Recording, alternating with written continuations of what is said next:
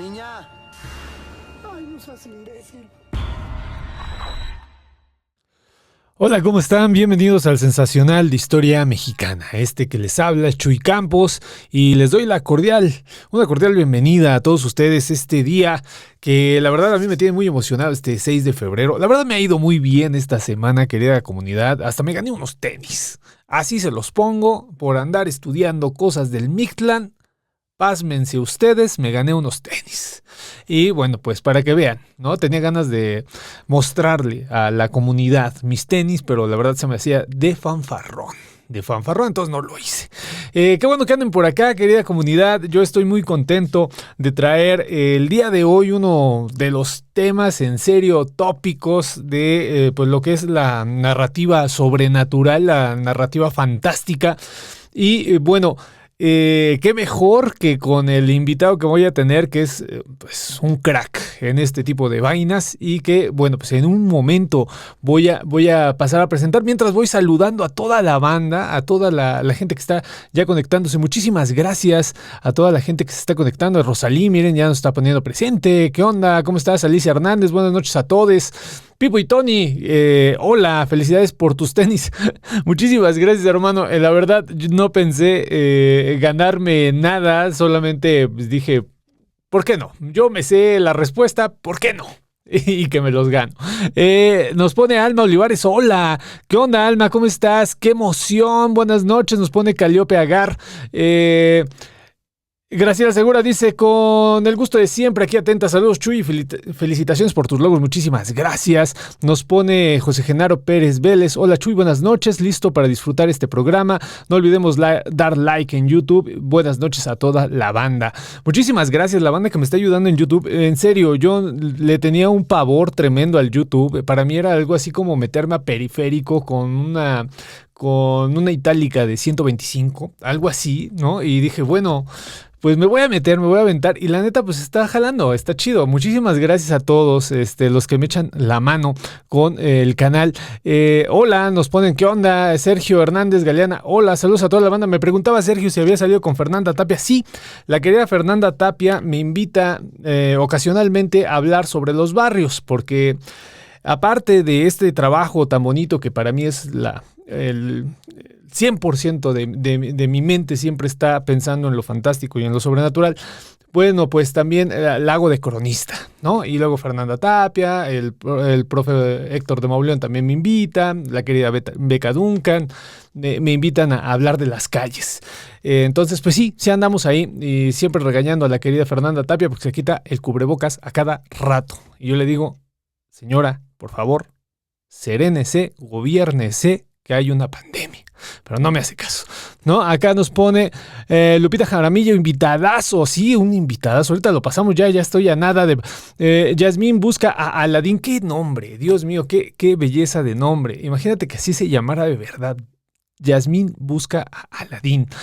Por cierto, La Cueva de las Maravillas es uno de los cuentos más antiguos que tiene la humanidad, colegas, de los más antiguos, ¿no? Pepe Peña nos pone... He regresado, al fin. Mi querido Chuy, ¿cómo estás, hermano? Nos pone, buenas noches, doctor Chuy, ¿qué onda, carnalito? Nita Gerkor nos pone acá, hola, buenas noches, aquí ya andamos apoyando a YouTube, muchísimas gracias. Antonio Ruski, saludos desde Afganistán. Mi querido Antonio, un abrazo. La doctora extraña nos pone, acuérdate de la lectura de cartomancia que te hicieron en el primer episodio del año. Sí, la querida Chayito, a la cual le mando un abrazo. Buenas noches, Chuy, buenas noches, amigos, apoyemos con un like, muchísimas gracias. Bueno, muchísimas gracias a toda la comunidad. El día de hoy tengo un invitado tremendo. Yo estoy eternamente agradecido con mi invitado porque tuvo a bien pues decirme, oye Chuy, ¿no quieres venir a hablar un poquito de espiritismo y de Madero? Y yo la neta no, en un primer momento ni siquiera entendía qué estaba pasando, colegas. Ni siquiera comprendía el tamaño de la invitación. Yo como nunca digo que no, siempre digo que sí, ¿no? Dije, pues ¿por qué no? ¿No? Vamos a hablar. ¿Cuál va siendo mi sorpresa? Que el que me invita es ni más ni menos que Johanan Díaz Vargas, un pues un investigador del misterio muy, muy cañón. Querida comunidad, si no lo conocen, voy a poner rápidamente, aquí está su canal. O sea, la neta, si no lo conocen es porque ya no son de este planeta, ¿no? Pero de todas maneras lo voy a poner. Está aquí, Johanan Díaz Vargas, por favor. Es un tremendazo y lo tenemos de invitado. Hola, Johanan, ¿cómo estás? Buenas noches, gracias por venir. ¿Cómo estás? Gracias a ti por la invitación, Chuy. Amigos, un gusto saludarlos. Muchas gracias de verdad por invitarme esta noche a conversar de estos grandes temas. No, bueno, pues yo estoy muy agradecido contigo porque la neta sí está así como que invitarte y que la gente no lo sabe, pero es una persona súper accesible, ¿no? Nunca fue así no, pero yo tengo que hacer, porque está de moda, mi querido Johanan, ¿no? De toda esta banda que dicen, sí, pero mira, yo cobro tanto, ¿no? Ah, caray, ¿no? Porque te voy a hacer... Sí, te dice, te voy a hacer famoso. Y yo, ok, no, gracias. Pero querido Johanan, es súper chido. Y bueno, pues, ¿cuántos años haciendo periodismo de misterio, mi querido Johanan? Mira, pues yo creo que fue, o sea, ya lo fuerte fue a partir del año 2000, 2001 más o menos, cuando empecé. Porque, bueno, yo desde niño siempre he estado detrás de todo lo que tiene que ver con el asunto de los ovnis y los marcianos, ¿no? Como la mayor parte de la gente los ubicamos. Claro. Pero yo creo que ya de manera, o sea, ya fuerte, ya publicando, fue en el año 2000, 2001 más o menos, cuando inicio con todo este rollo. Si me escuchas un poco así rara la voz es porque, bueno, traigo ahí una infección en la garganta, pero... Todo. Ahí voy a ir hablando poquito, pero digo, despacito, pero ahí voy a estar. Ok. No, se te oye formidable, ¿eh? No se te oye nada más. Acá nos están diciendo que se escucha eco. Espero que no sea el rebote, mi querida Rosalí, del micrófono que tengo, ¿no? Porque al ser cardioide, al ser de condensador, capta, ¿no? Y como tengo la entrevista en la computadora, pues por eso suena un poquito de eco. Oye, mi querido Johanan, una pregunta que desde que vi tu trabajo tengo ganas de hacerla, ¿no? Sí. ¿En qué momento decides hacer un periodismo de lo imposible? Porque no sé si estés de acuerdo, sí, pero es meterte en una bronca muy cabrona. O sea, decir, voy a hacer periodismo de lo que nadie cree. O sea, de entrada ya estás descalificado. ¿En qué momento se te ocurre hacer periodismo de lo imposible, Johanan? Así es, mira, pues bien lo dices. Son temas marginales, son temas que incluso hasta YouTube te bloquea. O sea, con eso te digo todo. Incluso YouTube, la plataforma donde principalmente es mi principal punto de difusión, hay temas que yo no puedo abordar, hay temas que todavía no termino de transmitir cuando ya el video está bloqueado, cuando ya el video simplemente está, ya nadie lo puede ver porque está bloqueado en todo el mundo. Entonces es un tanto complicado, pero mira, yo creo que cuando se tocan estos temas de una manera seria, de una manera objetiva, y me queda muy claro que son temas muy polémicos, que son temas que lamentablemente no hay una evidencia física como todo mundo lo quisiera, y sobre todo a la gente de la ciencia, que desean como el objeto perfecto y permanente para investigarlo. Pero lamentablemente eso no existe por el momento. Pero lo que sí existe son cientos o miles de testimonios en todo el mundo de personas que refieren vivir esas experiencias con esas otras realidades. Déjame decirte que en una primera instancia inicio, bueno, pues en las áreas de noticias de una estación de radio, que en aquellos entonces era Radio 13, 1290 de la amplitud modulada. Ahí tenía yo un programa en la noche madrugada que era de noticias. Luego de ahí me fui al periódico El Universal como jefe de información del área de radio, pero ahí era política, o sea, era entrevistar a los alcaldes, a los gobernadores, a los legisladores, es decir, lo normal, lo que todo mundo hace, ¿no? Dentro del periodismo. Pero yo siempre me llamó la atención estos temas y yo siempre quería hacer cosas. Entonces, como no me dejaban, porque me decían, o estás en noticias o estás con tus fantasmitas, tú escoge. Y yo decía, bueno, ¿y cuál es la diferencia o qué? Pues que si estás en noticias vas a tener tu sueldo cada 15 días. Si estás con tus fantasmitas, pues no te vamos a pagar.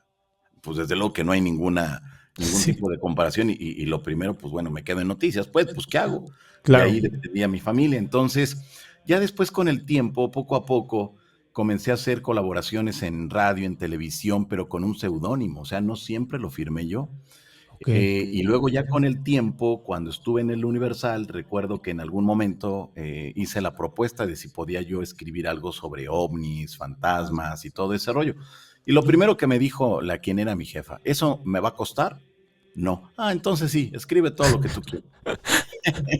Y ya a partir de ese momento, pero mira, me doy cuenta de esto, de que hay mucha gente que está sensibilizada con estas temáticas. Me queda muy claro que hay gente que le ha pasado algo y que si no le ha pasado algo, sabe perfectamente que hay algo importante dentro de estas temáticas. Pero hay otra gente que está completamente cerrada a todo lo que implican el fenómeno ovni, los extraterrestres, los fantasmas, las posesiones. Es decir, nuestros temas para ellos es algo que no tiene ningún sentido, para ellos todo es fraude, para ellos es simplemente que quieres llamar la atención. Pero también debemos de estar conscientes de que nosotros que nos dedicamos a esto sabemos perfectamente que hay algo, a pesar de que no lo podamos corroborar por el momento, sabemos que hay algo que está ahí implícito en la sociedad, que nos ha pasado a nosotros, que tenemos a personas muy cercanas o que sabemos de ellas y que no tienen por qué estar mintiendo, que no tienen, pero cuando ya esas historias las vamos contrastando con lo que ha ocurrido en décadas pasadas o en siglos pasados, es exactamente lo mismo, es decir, que en todo momento estamos nosotros conviviendo con el misterio. Y de claro. ahí, bueno, pues se desprende de que muchos compañeros que están en televisión o en radio, cuando en ocasiones llegamos a reunirnos, me dicen, Johanna, tú perdiste el rumbo del periodismo. Y yo les digo, pero ¿por qué dices eso? Dice, ¿cómo estás hablando ahora de marcianos? ¿Cómo estás hablando de contactados? Hijo. ¿Eso qué? Eso no tiene ningún sentido. Bueno, para ti que no tienes el conocimiento, que no sabes de esta información, desde luego que para ti es algo que no tiene ni pies ni cabeza. Para mí que le doy seguimiento, viajo, conozco, me entrevisto con la gente, me doy cuenta de que hay cosas bien interesantes, cosas muy, muy destacadas dentro de todo esto. Pero mira, a mí me da mucho gusto, Chuy, amigos del auditorio, que año tras año veamos un mayor ímpetu de la sociedad en voltear hacia estos temas, el darse cuenta de que son reales, de que realmente ya hay una cultura del misterio, una cultura muy seria, una cultura objetiva, y que si lo quieres ver por el lado del paranormal o si lo quieres ver por el lado del fenómeno ovni, realmente son muchas cuestiones tremendas que están sucediendo y que todavía no tienen respuesta, pero que sí nos deja muy en claro que el misterio está más vivo que nunca, Chuy. Fíjate, una de las cosas que también llama mucho la atención de tu trabajo, en lo particular a mí, es que el ejercicio que haces, el ejercicio periodístico, no se queda solamente en la recopilación de informantes, sino que haces viajes, vamos, o sea, tienes un trabajo muy completo en esta situación de no solamente quedarte en la comunicación, no solamente quedarte en el escrito, Claro. sino también hacer trabajo de campo. Los antropólogos, que mucha de la gente que nos escucha ahorita son antropólogos, historiadores, psicólogos, hacemos ese tipo de trabajo. Y hay muchos, a mí me tocó en la Escuela Nacional de Antropología e Historia, en donde he dado clases, que me preguntaban, ¿cómo se puede hacer este tipo de trabajos? Incluso actualmente todavía me sigue Claro. preguntando la gente, ¿cómo lo podemos hacer? Bueno, pues aquí tenemos un experto. ¿Cómo se hace trabajo de campo del fenómeno? Es que estaba buscando una palabra menos quemada. Esta idea de fenómeno ovni. Pero vamos, o sea, esto de lo extraterrestre, esto de Claro. lo que no puede ser, yo insisto, ¿no? ¿Cómo se hace? ¿Cómo se hace este tipo de entrevistas? ¿Cómo se hace este trabajo de campo, Johanna? Mira, todo inicia con un correo electrónico, todo inicia con el primo del tío, del sobrino, del cuñado, del hermano. Realmente es así. Entonces, cuando te llama la atención alguna información de que en tal lugar aparecen luces extrañas y los lugareños dicen que son brujas.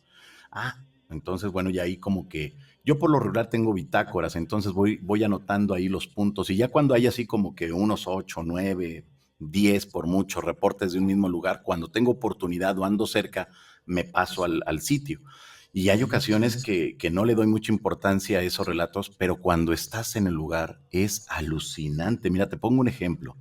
Durante mucho tiempo, o a partir de los 70s, se ha escuchado hablar mucho de la zona del silencio. La zona del silencio, durante cerca de 20 años, nadie entraba de los investigadores del fenómeno paranormal o del fenómeno ovni, porque había esas historias bizarras de que eran las rutas del narcotráfico y quien se atravesara no la contaba.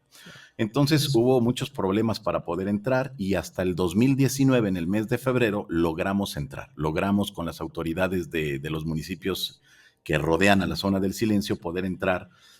Recuerdo que mucho se decía, ¿no? De las luces, se decían de una zona en exclusivo donde caen los meteoros y así cosas muy bizarras, pero eso eran información de los años 70, gente que tenía contacto con seres vestidos de blanco, con objetos con forma de disco y dices, bueno, seres de blanco, si son objetos con forma de disco, ¿qué serán extraterrestres? Uno cuando no está en el lugar te puedes imaginar todo lo que tú quieras, pero todo.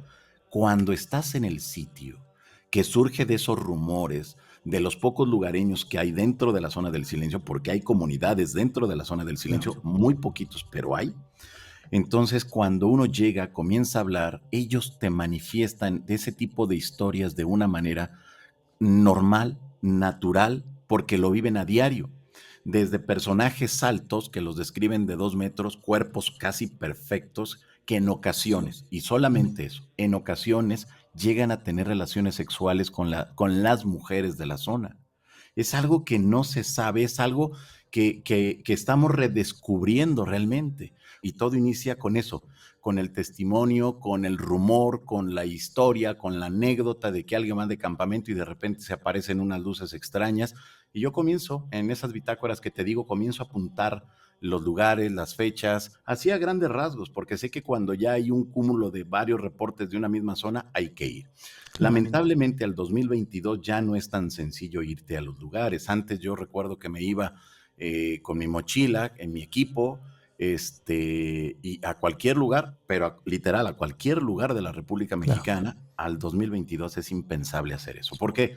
Porque llegas a un lugar, ya te están mirando feo, están viendo a ver dónde te vas a quedar para más tarde llegar y quitarte todo el equipo, como ha ocurrido con algunos compañeros. Híjole. Ya mucha gente ya piensa que no vas a buscar marcianos, sino que vas a hacer labor de inteligencia por las cuestiones del narco. Bueno, es muy complicado, realmente es muy, muy complicado ya hacer labor de ir directamente a la zona y quedarte a acampar en un sitio, a menos de que estés con los dueños de los terrenos, que estés con la policía municipal, porque si no es así, lamentablemente ya no se puede. Entonces, mira, yo lo que hago es eso, voy apuntando en las bitácoras o cuando de repente hay algo muy fuerte, hay un testimonio muy importante de que alguien vivió una experiencia de encuentro con un ser misterioso, con un objeto completamente anómalo a lo que nosotros conocemos, ahí me voy, a la primera oportunidad. O sea, tampoco es de que yo tenga ahí las maletas llenas de dinero para irme luego, no, sino a la primera oportunidad y si estoy cerca de la zona, me paso y hago esa labor de, primero, como siempre, bueno, pues hablar con el testigo, saber qué fue lo que ocurrió, después ya estar en el lugar, tratar de platicar con los lugareños, con la gente alrededor del principal testigo y hacer la labor de levantamiento de la información, porque es la única manera que sabremos si nos está diciendo la verdad o a lo mejor tiene una mente muy activa y nos está engañando, ¿no? Claro. Porque pasa y siempre ocurren este tipo de cosas. O sea, hay de todo, pero déjame decirte que son historias bien interesantes ya cuando estás en el lugar. Y también hay algo que debe de quedarnos bien claro. Cuando, en mi caso, que voy a buscar historias sobre el tema de los ovnis, en ocasiones ya no sabes en qué momento estás en el fenómeno ovni y en qué momento estás en los fenómenos paranormales. Hay una línea tan delgada, que de repente ya no sabes en cuál estás, dices, ay, pero espérate porque yo vine por cuestiones de ovnis, sí, pero es que también se aparece aquí esto y también se aparece esto otro y también acá se aparece una mujer vestida de blanco y allá se aparece un perro raro. No, pero a ver, espérese, no. Yo vengo por lo de los marcianos y los extraterrestres, pero llega el momento donde ya no sabes en qué punto te encuentras dentro de esa investigación. Pero es tan bonito y me imagino que te debe de pasar a ti cuando estamos en el lugar, cuando estamos hablando con los testigos, que uno se va imaginando y vas pensando al momento que te van platicando, me tengo que subir a tal cerro, tengo que bajar ahí, tengo que tomar fotos acá, vas haciendo la recreación de todo, pero ¿por qué? porque nos apasiona, más allá de que sea un trabajo para nosotros, realmente es una pasión. Y cuando esa pasión la hacemos de esa manera, con muchas ganas y con mucha entrega, realmente concluimos con unos trabajos, pero súper chidos. Sí, sí, sí, sí. Yo creo que eso es lo que hay que transmitir un poco, ¿no? Porque también se ha dado, ¿no? Que está el boom, ¿no? De que todo el mundo ahorita habla, el boom de los podcasts, que en España estuvo desde hace, tiene décadas el boom de los podcasts, pero llegan acá y ahorita todo el mundo hacemos podcast, todo el mundo estamos con mucha, vamos, o sea, muy entusiastas todos, pero también esta idea de la responsabilidad de lo que comunicas a veces se pierde un poco, ¿no? Por el ganar Claro. likes, el volverte famoso, todo este tipo de cosas que actualmente pues no lo vende la sociedad. Y ahorita escuchar a una persona que ya lleva, pues ya al menos una veintena de años haciendo este tipo de cosas y que te diga, oye, ten cuidado porque si llevas equipo, esto por ejemplo casi no lo tocan, ¿no? O sea, dicen, No, pues no, vete no. alegre por Mira, la vida, ¿no? claro, hay cosas que yo me he dado cuenta que en el tema de los misterios no se aborda y no se aborda por vergüenza en los investigadores. Y te voy a poner dos ejemplos. Uno de ellos es esto que te digo, el hecho de que nos están robando los equipos. Claro. Pero que lamentablemente los investigadores no levantan las denuncias y como no hay denuncias, entonces nadie hace nada. Pero sabemos o ellos saben perfectamente en qué zonas, cuándo y qué fue lo que les quitaron. Lugares, mira, te pongo un ejemplo muy claro que me ocurrió, ahí nadie me lo contó. Estábamos lo voy a hablar de manera general para Claro. que no vaya a haber ahí problemas. De manera general lo voy a hablar. En algún punto de Guanajuato, llegamos a hacer un campamento con un grupo de personas, éramos como 100 personas y de repente, bueno, pues llegan los ejidatarios que ellos cobran un dinero porque uno esté dentro de uno de los cráteres de ahí de cerca a Valle de Santiago.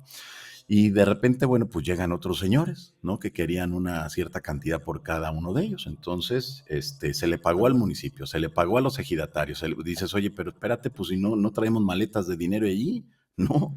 O sea, todos venimos con lo justito. No, no, pues me tienen que dar tanto porque si no aquí va a reventar todo. Ah, sí, ¿y qué va a pasar?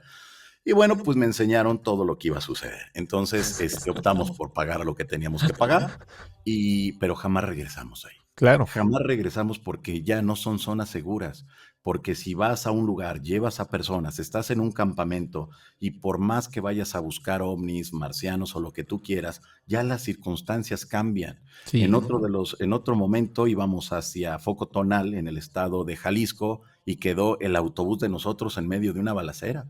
Y No dices, pero manches. ¿cómo es posible que suceda eso en nuestro país? ¿Cómo nosotros vamos en otras cuestiones, vamos buscando los misterios y de repente te encuentras que hay narcobloqueo, de repente ves que hay tiros por todos lados y dices, bueno, pues ¿en qué México estamos viviendo? De verdad Claro. que es alucinante lo que nos ha tocado, pero también me queda muy claro que hay muchos otros sitios donde vas y te la pasas de maravilla, muchos misterios, muchas cosas increíbles y muchas cosas que no se han contado, porque a pesar de que hay tanto avance de la tecnología, de las redes sociales, en México y en toda Latinoamérica tenemos una cantidad de historias que no han sido documentadas y que están a la espera de que lleguemos a documentar todo, a juntar la información y que la reventemos en las redes sociales y que la gente se entere de esos misterios. Hay una cantidad impresionante de historias todavía por contarse. Y yo creo que es ahí donde nos tenemos que abocar, Claro. a darle seguimiento y a entender a un 100% pues todo lo que implica realmente el misterio, porque mucha gente nos critica y voy a este segundo punto. El primero era de que no se ponen las denuncias cuando hay el robo de El robo los de equipos, equipos. y que son equipos lamentablemente muy caros. Sí, sí, sí. Y que de así lleguen unos tipos, unos malandros en una camioneta y te dejen casi prácticamente encuerado, pues está cañón. Sí. Y el segundo punto, que hay una discriminación hacia el trabajo que nosotros hacemos, pero la gente o esa gente que nos ataca jamás se ha tomado la molestia de saber cómo hacemos el trabajo, para qué lo hacemos y qué es lo que implica el realmente darle seguimiento a una historia, a una leyenda, a un avistamiento, a lo que haya sucedido en esos lugares. Entonces, que dicen, no, tú no sabes, tú qué, seguramente ni a la escuela fuiste, y te empiezan a Claro. agredir de una manera que dices, espérate, no, no, no, no, no, esto no es así. No, el hecho de que tú no entiendas estas temáticas es rollo tuyo. y que no te estés documentando o que no quieras documentarte sobre la información que implican los misterios, hablando de manera general y englobando estos grandes temas. Si tú no entiendes los misterios y los enigmas, entonces es cosa tuya, pero siempre vivimos con esa discriminación y es algo que nos da pena y es algo que nunca levantamos la mano para exponerlo. Entonces no, tenemos que levantar la mano, expresar nuestros puntos de vista y no dejarnos de aquellos quienes piensan que tienen la verdad absoluta sobre estas temáticas, porque realmente nadie lo tiene, ni los que están a favor ni los que están en contra. Es decir, ambas partes estamos trabajando para demostrar lo que nosotros, cada uno de nosotros trae, ¿no? Claro, claro, claro. Desde hace unos cuantos años me tocó la fortuna, ¿no? De dar clases a nivel universitario de estos temas y justo lo que tú estás mencionando, ¿no? Oye, pero ¿por qué estás haciendo esto? No deberías de, mejor abócate a tal. A final del día, ahorita yo creo que poco a poco, como mencionas, se está ganando un poco de terreno y siempre hay que ser pues muy enfáticos en que esto yo lo manejo así, ¿no? Yo digo, bueno, que no lo creas o que lo creas en un determinado punto me da igual, porque repercute en la sociedad. O sea, tú no puedes negar que la gente se fascina por estos temas y hay que estudiarlos. Así como Johanan, que es nuestro invitado, Johanan Díaz, un gran investigador, un gran reportero del misterio, lo hace de manera de campo, yendo, Claro. exponiéndose, como lo hemos estado escuchando. También habemos antropólogos, psicólogos, psiquiatras, la comunidad, por ejemplo, que se ha hecho en estos pocos años que llevo trabajando, pues es muy intensa, ¿no? En este tipo de cosas y qué bueno que lo menciones, ¿no? Hay que levantar la mano y decir, sí, sí Claro, vale la pena hacerlo y hay así que es. seguir. Mira, mencionaste algo bien interesante. Los programas de radio y televisión que más longevos en la historia a nivel planetario han sido los que son de misterios. El primer programa de televisión sobre el fenómeno ovni fue en México y fue con don Pedro Ferriz Santa Cruz a mediados de la década de los 50. Los primeros programas de radio hablaban de misterios y llegamos al 2022 y si damos un recuento de toda o la mayor parte de producción original de Spotify, un 60-70% está ligado a los misterios. ¿Qué quiere decir? Que es uno de los marcadores e indicadores de que el misterio siempre va a estar presente en cualquier plataforma, en cualquier época y con cualquier generación. Siempre va a estar los misterios ahí presentes. Claro. Vamos a las preguntas, bueno, a los comentarios que la querida comunidad está siendo muy intensa. La comunidad está muy emocionada porque tenemos a Johanan aquí con nosotros. Se nos hace pues traer a un grande y bueno, pues la gente está muy contenta, ¿no? Jordan Sedano nos pone, pregunta, ¿hubo algún tipo de censura en el programa por hablar de la zona del silencio? Fue curioso que se No, fuera la señal en ese momento.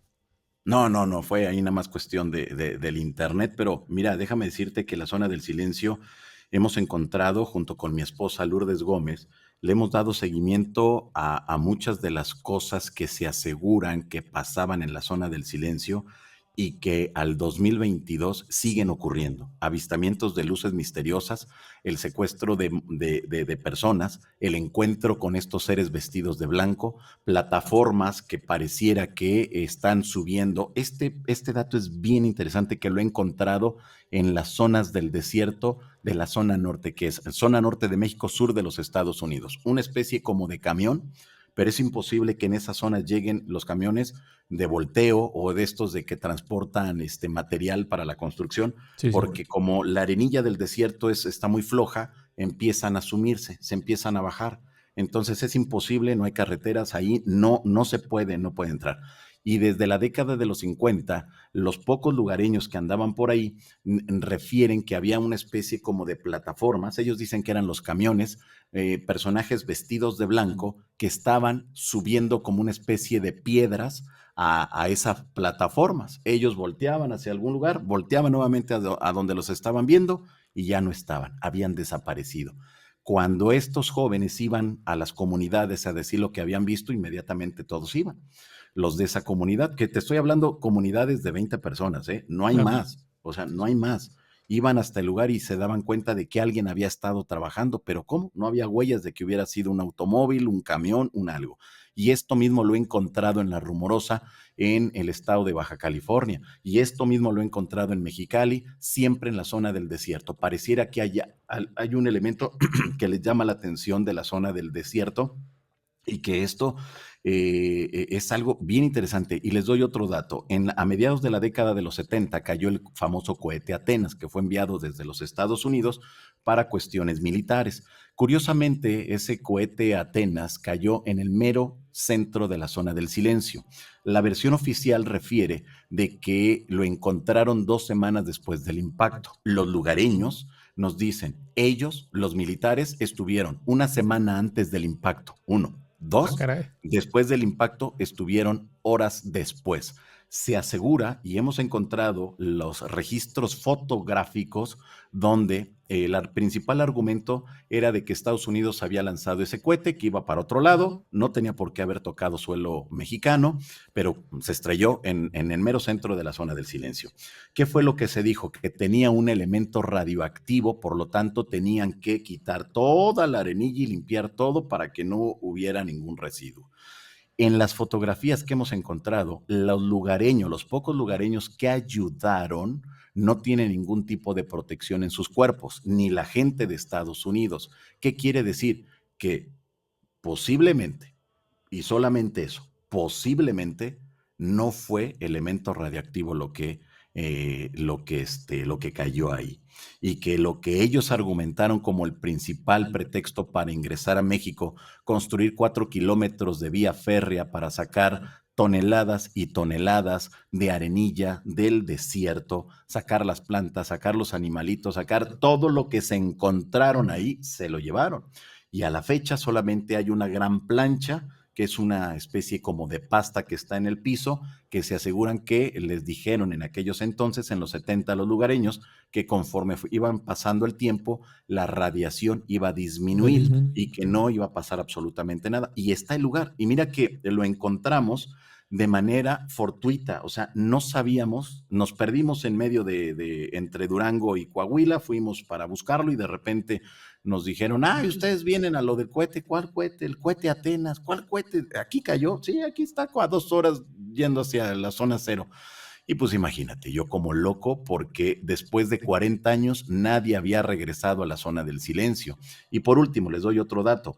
Desde la década de los 70, siempre se dijo que Estados Unidos quería comprar toda la zona del silencio, toda, con maletines, con fajos de dólares, llegaron con los lugareños, con los ejidatarios para decirle, a ver, véndeme toda tu tierra. Y le dijeron, no te vamos a vender, no te vamos a vender. Al 2022, una gran parte de la zona del silencio no pertenece a México, pertenece a gente que ha comprado grandes extensiones del desierto porque, y todos son gente de Estados Unidos. Y por el lado de Chihuahua hemos encontrado que a familias de los expresidentes de la Unión Americana les han regalado grandes extensiones de desierto. Es muy curioso que esto venga ocurriendo desde la década de los 70, es decir, que en bajo perfil han estado adquiriendo grandes extensiones de terreno.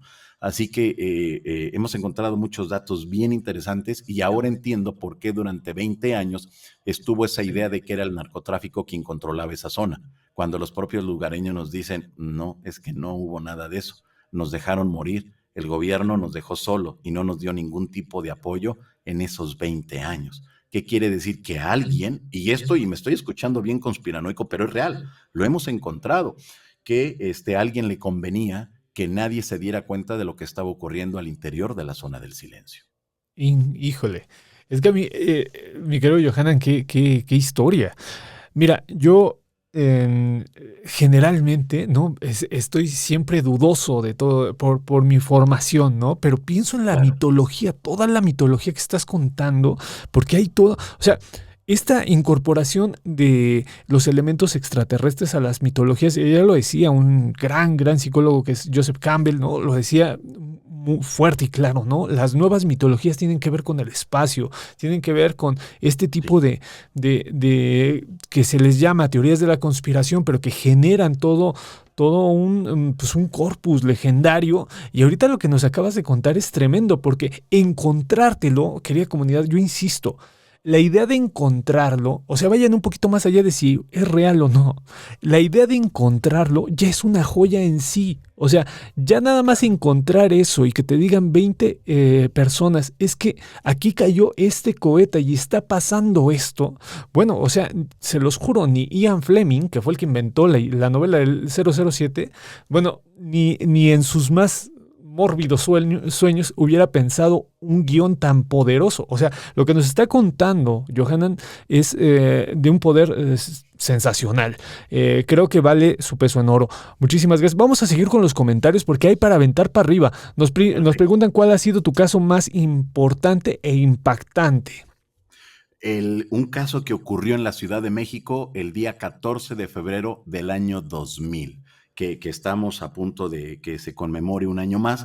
En ese momento era un domingo, 13 de febrero, el día lunes era 14 de febrero, el año 2000, un objeto volador no identificado con forma de disco sobrevoló durante 8 horas toda la Ciudad de México. Pero cuando digo toda, fue toda. Fueron ahí principalmente los policías de en aquellos entonces, la Secretaría de Seguridad Pública del Distrito Federal, que lo estuvieron persiguiendo porque en una primera instancia pensaron que se trataba de un helicóptero con fallas metálicas y fallas mecánicas y que se iba incendiando.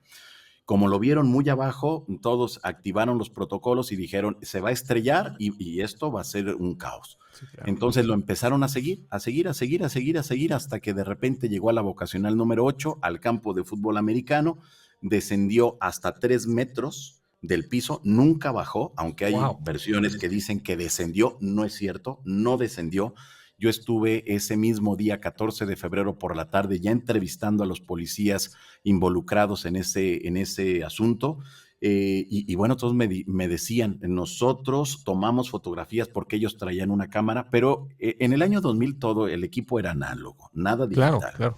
Traían un reloj de manecillas y uno digital. Los relojes se detuvieron a las 2 de la mañana con 14 minutos, que fue el momento cuando estuvieron más cerca de ese artefacto. El objeto producía un zumbido, que era lo que me dijeron los testigos, que fueron 6 policías de cada, por patrulla, fueron 3 patrullas y en cada patrulla iban 2 elementos policíacos, es decir, 3 patrullas, 6 policías.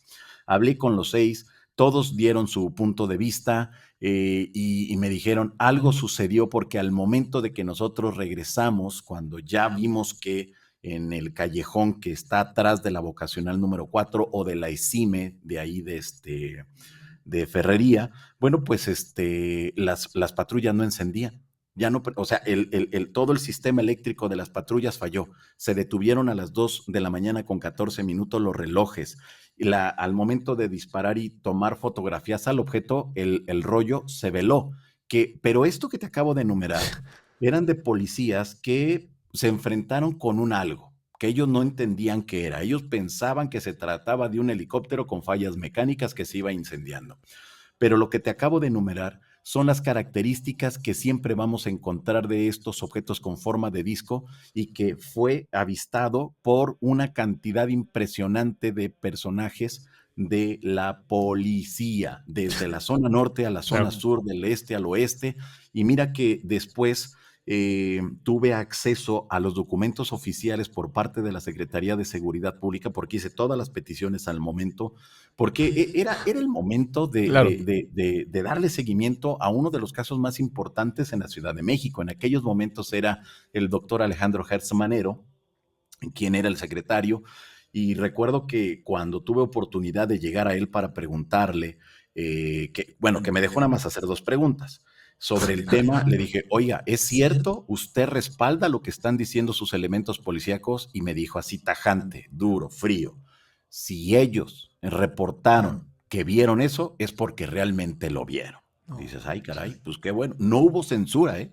Al contrario, al momento compartieron la cronología de los hechos y en el edificio principal de la Secretaría de Seguridad Pública, que está ahí en la calle de Liverpool, ahí en la zona rosa, en el piso número 9, que en aquellos entonces el piso número 9 era donde se trazaban las rutas por donde iba a pasar el jefe de gobierno y el señor presidente. Desde ahí se daban las órdenes por donde tenían que bloquear para que llegara rápido a donde tuviera que irse. Claro. Y así también estaba el área de los servicios de emergencia. Entonces era un piso que no cualquiera podía entrar. Yo tuve acceso porque hablé con los jefes, les dije que se estaba haciendo toda la investigación y que queríamos realmente. Entonces dijeron, bueno, tienes 15 minutos para estar ahí y después te me sales.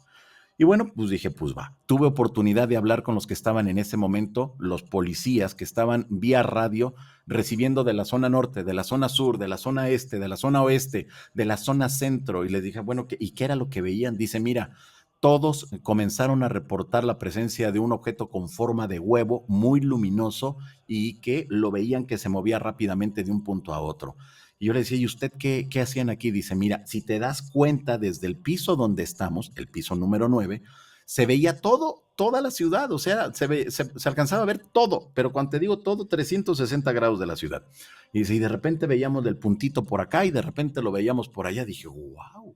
Fue uno de los casos que a mí me marcó mucho porque fue ahí cuando me di cuenta de que en realidad esto es real, que era auténtico Claro. y que ahora no habían sido personas de a pie, sino habían sido elementos policíacos que desde el piso número 9 y que desde diversos sectores de la Ciudad de México lo habían visto y todos coincidían en la forma, en los colores, todo, absolutamente todo. Y creo que ese ha sido uno de los casos más importantes y que he hecho las solicitudes ahí en las alcaldías para que puedan poner una placa conmemorativa de este incidente tan importante, porque en muchos países, cuando sucede un caso así, pues se pone una placa o se pone un monumento para recordar lo que ocurrió ahí. Pero bueno, lamentablemente no, a lo mejor y no he tocado las puertas pertinentes, pero creo que eso sería muy importante para entender que ahí ocurrió algo y que marcó la vida de la casuística OVNI a nivel internacional. No, bueno, es que, ¿qué le dices, querida comunidad? Mi nivel de incredulidad tiene límites. ¿Qué le dices a una persona que está cotejando con información oficial este evento, ¿no? Pónganlo en los comentarios. ¿Ustedes qué harían? Creo que la primera vez, mi querido Johanan, en 2 años, en donde estoy a punto de creer, porque no me ha pasado, mi querido Johanan, y yo he pateado, como se dice vulgarmente, yo no toco las puertas, yo pateo zaguanes, ¿no? Y no me ha pasado. Entonces, esto que estás contando, honestamente, me acaba de mover muchísimo el piso que tengo. Vamos a seguir con la lectura, porque en serio, querida comunidad, quizá no pueda leer todos porque son muchísimos, pero les agradezco tanto que estén comunicándose con nosotros. Aquí está María Urias, dice, hola Chuy, y saludos al señorito Johanan, le ponen acá. ¿Qué pueden decir del doctor Corrado Malanga? Tiene toda una teoría y ejercicios para liberarse de las interferencias y abducciones, nos pregunta Aide. Sí. Mira, son muchas personas a nivel internacional que vienen manejando de que para romper esos contactos, esos encuentros y esos secuestros por parte de seres extraterrestres, bueno, pues hay diversas técnicas, no siempre vistas desde el ámbito de la psicología. Pero lo que sí te puedo decir y que se ha encontrado ahora con diversos investigadores a nivel internacional, que cuando escuchamos esas historias de personas que han sido contactadas o que son constantemente contactadas con seres extraterrestres que traen un mensaje para que seamos mejores como personas principalmente, o aquellos que viven una experiencia de encuentro, es decir, que solamente una vez en su vida se van a topar con este misterio o con estos seres. Y la tercera opción es esta, o la tercera variante, mejor dicho, es el secuestro, es decir, que se llevan a la persona en contra de su voluntad, pero le deja traumas. Estos 3 puntos es muy fuerte y son historias tremendas que hay en todo el mundo. Y hay investigadores que le han dado seguimiento para poder cortar ese tipo de historias, para que las personas salgan adelante, para que queden atrás los traumas, porque después de un secuestro por parte de estas entidades anómalas, que por lo regular los describen chaparritos de 1 metro, cabezones, ojos negros, cuerpos muy delgaditos y de color gris, que es lo normal, lo que se dice de la literatura, es real, es auténtico, y hay muchos testimonios en todo el mundo.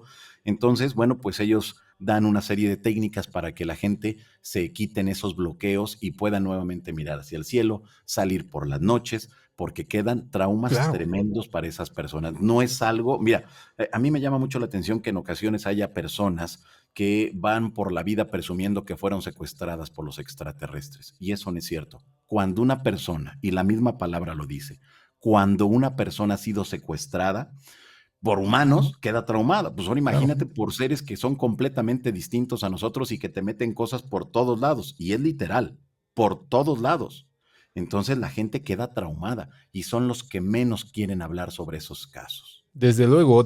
Yo pensaba, ahorita que se abre esta oportunidad de platicarlo, siempre he pensado escribir que la abducción tiene un parecido tremendísimo con las experiencias cercanas a la muerte, porque es una experiencia límite tan cañona que la gente opta por no contarlo, ya que pues cuando lo cuentan o no les creen primero o lo banalizan, ¿no? Es así como que no, claro que no te pasó. Las experiencias cercanas a la muerte fueron terribles. Contarlas en un momento hasta que los trabajos de Raymond Moody, de Piman Lommel y todo este tipo de personas como que abrieron la brecha científica, ¿no? De decir, oigan, si hay un chance de hablar serio de esto, pero antes de ello pues era prácticamente traumático. Y con la idea de abducción, a mí me cuesta muchísimo, ¿no? Pensar justo en lo que tú dices, la idea de es un secuestro, lo que están contando es un secuestro. Esa es la diferencia entre contactado y abducido, ¿no? Que el abducido es básicamente es en contra de su voluntad. Claro. Y en cambio en el contacto llega este presunto extraterrestre, te dice, ¿qué tal? ¿Cómo le va? Me llamo fulano de tal, o soy fulano de tal y vengo de tal planeta. ¿Quieres que mantengamos una comunicación? Así tal cual. Es ahí cuando la persona o el testigo está aceptando y en cambio en la abducción es en contra de la voluntad de esa persona. Oh, bueno, me pongo hago el ejercicio, ¿no? De imaginar qué es entrevistar a un abducido. Me imagino que debe ser completamente difícil. Sí, es muy fuerte, sobre todo cuando llegas al punto de cuando hay dolor, cuando le están metiendo o introduciendo lo que ellos indican que es una especie como de agujas o de tubos, ya sea por el ano, ya sea en caso de que es la mujer, en sus partes íntimas, cuando es que de verdad te digo que les hacen una cantidad impresionante de cosas, ¿no? Muchas cosas muy raras, muy dolorosas, y es ahí cuando yo cuestiono este tipo de cosas, porque nos dicen que los seres extraterrestres nos llevan, los que menos tiempo nos llevan son 10,000 años de evolución, y hay otros que nos están visitando y llevan 1,000,000 de años. Nosotros al 2022 ya no tenemos que meterle nada a la gente para saber qué es lo que tiene en el cerebro, qué tiene en las tripas, qué tiene en el corazón, nada. Ya todo es a través de resonancia. ¿Y por qué entonces, si esos seres son tan avanzados, por qué siguen metiendo agujas por todos lados? Yo no entiendo esa parte, pero es una zona que si lo vamos analizando y lo vamos estudiando, vamos a entender también que a lo mejor no están haciendo eso lo que la persona o el testigo siente que le están haciendo, sino que debe de haber algo más, porque esos traumas, esas imágenes y sobre todo cuando hay mensajes que les dejan implícitos a estas personas, es ahí cuando las cosas ya cambian. Pero nosotros le damos la connotación dependiendo del bagaje cultural que cada uno de nosotros traiga. Por eso algunas experiencias dentro del secuestro, algunas personas lo refieren como cuestiones religiosas y otras personas lo refieren como cuestiones diabólicas, y otros más dicen son extraterrestres. Entonces, dependerá del bagaje cultural de cada individuo. Esto es algo bien interesante, bien interesante. Sí, es que yo vuelvo al punto, querida comunidad. Piensen, la mayoría de ustedes, de la gente que nos sigue, realiza investigación social. Entonces, esta este encuentro con una persona que te dice, ¿sabes qué? Yo tuve esta experiencia. Es un relato, forma parte de la oralidad, es lo que ustedes me digan y manden. Pero la situación es complicada. Al hacer tu ejercicio, la comunidad que nos está escuchando y que quiera hacer esto, pónganse a los papeles de cómo entrevistar a la persona. Creo que hay que ir más allá, ¿no? De esta banalidad de ¿es real? ¿No es real? ¿Es Claro. fantástico? ¿Es parte de la imaginación? El simple hecho de que se esté dando una pues una insinuación de que hubo un secuestro o que hay un cierto trauma en la experiencia que te están contando, yo creo que merece todo el respeto del mundo. Sí, Entonces, hay que tener cuidado, querida comunidad, porque luego se van, lo que decíamos hace un rato, ¿no?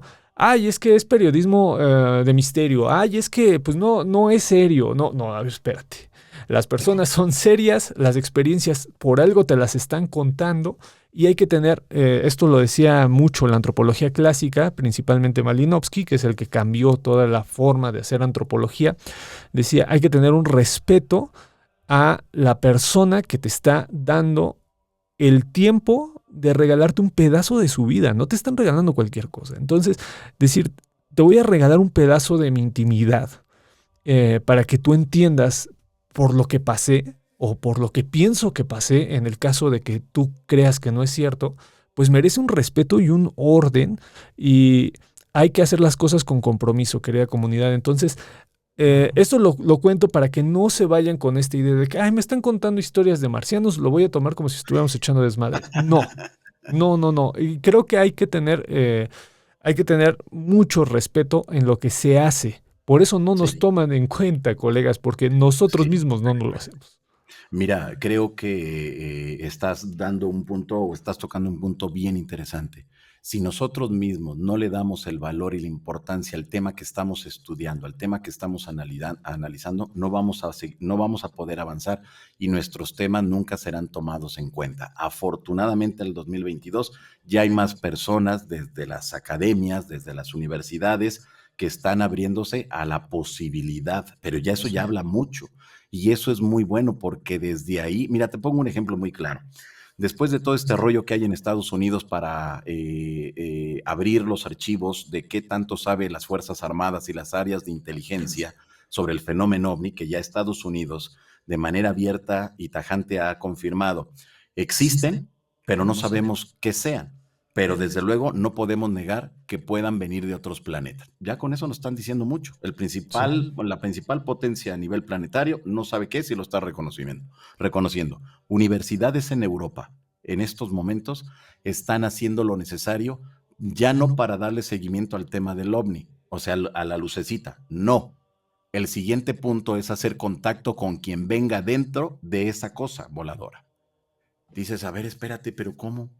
Las universidades están en un proyecto que han iniciado en el mes de noviembre pasado para ver y saber y entender quién viene dentro de ese objeto y crear los protocolos para el contacto. Eso ya te está hablando de mucho. Ahora, yo no sé cuáles vayan a ser los resultados, ¿eh? Pero sí me queda muy claro que si ya están poniendo el dedo en la llaga, es porque realmente ahora necesitamos seguir avanzando, no quedarnos en la lucecita, no quedarnos solamente en el testimonio, no. Ahora crear esos protocolos, estar en los lugares del contacto y hacer todo lo necesario para comprender quiénes son, de dónde vienen, qué es lo que quieren. Y ahí entraríamos en una dinámica también tremenda, ¿no? ¿Quién tendría que hablar en nombre de la raza humana? ¿Quién tendría que responder? ¿Y qué tendríamos que responder? Híjoles, se complica Claro. realmente el asunto. Yo desconocía, mi querido Johanan, estos proyectos que nos estás contando. Voy a buscar, no tenía idea.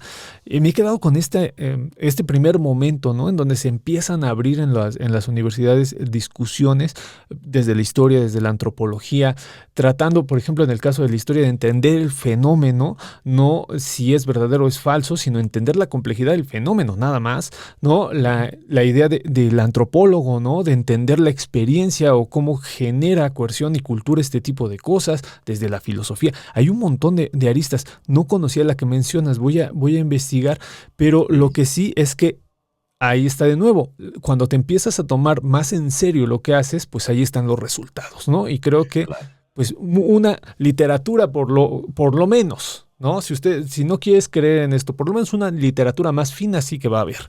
Y en ese sentido, pues yo creo que avanzamos un poco, ¿no? Incluso en la construcción de lo fantástico. Si tú quieres, niegas completamente la posibilidad, de acuerdísimo, pero lo fantástico se va complejizando. Piensen en Isaac Asimov, piensen en H.G. Wells, piensen en estos grandes pensadores de lo fantástico en la literatura. Lo hicieron gracias a las revoluciones, ¿no? A Asimov le tocó una revolución ni más ni menos que espacial, ¿no? H.G. Wells estaba con la generación del 29, la revolución física del 29. O sea, hay que pensar que este tipo de cosas cuando se hace fino, genera cambios en todos los aspectos. Entonces hay que verlo de esta manera. Yo desconocía, mi querido Johanan, voy a Sí, sí, buscar. sí. Es súper interesante cómo ahora, después de todo este ruido que se hizo mediático en los Estados Unidos para entender y que se diera a conocer la investigación hecha por las Fuerzas Armadas y por las áreas de inteligencia, todo lo que se ha destapado. Déjame decirte que antes de que llegara la pandemia, un grupo de investigadores de los Estados Unidos, del área del Pentágono, bueno, pues recorrieron toda Latinoamérica detrás de los restos de los ovnis estrellados.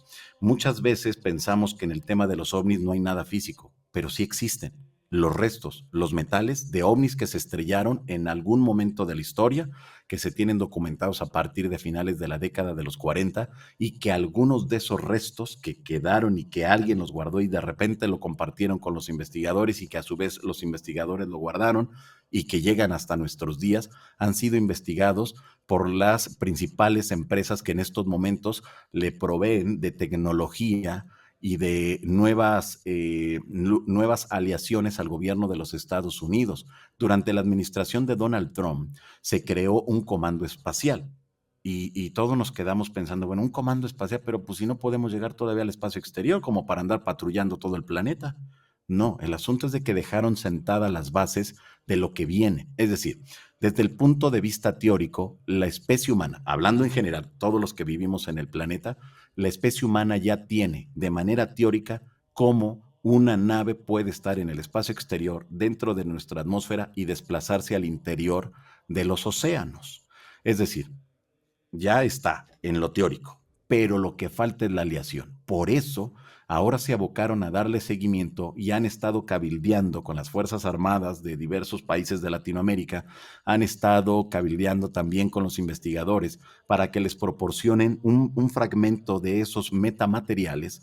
Los famosos metamateriales se desprende de esto que les menciono, que son los metales de los ovnis estrellados, objetos que eran con forma de disco, que estaban girando y de repente los testigos refieren que se estrellaron o explotaron o se empezaron a derretir, que eso es alucinante y que esos restos ahora están siendo investigados, analizados por diversos laboratorios, tanto del gobierno, de las áreas militares, como por las empresas privadas que les brindan el servicio de nuevas tecnologías a los Estados Unidos. Es algo bien interesante cuando lo vemos ya desde ese punto de vista y cuando nos damos cuenta que esto es real, que es auténtico y que se está invirtiendo millones de dólares en la investigación para replicar esa tecnología.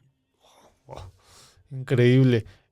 Nos pregunta aquí el querido Francisco, el hermano Francisco, con el mando un abrazo, dice, ¿ha encontrado alguna relación entre el alza o disminución de índices de violencia y la manera en que los lugareños interpretan y narran los fenómenos ovnis? No, pero así como lo pone así muy puntual, no. Pero cada que hay una crisis, sí, se eleva el esoterismo, el fenómeno ovni y las cuestiones paranormales. Se dispara. ¿Por qué? Desde mi punto de vista.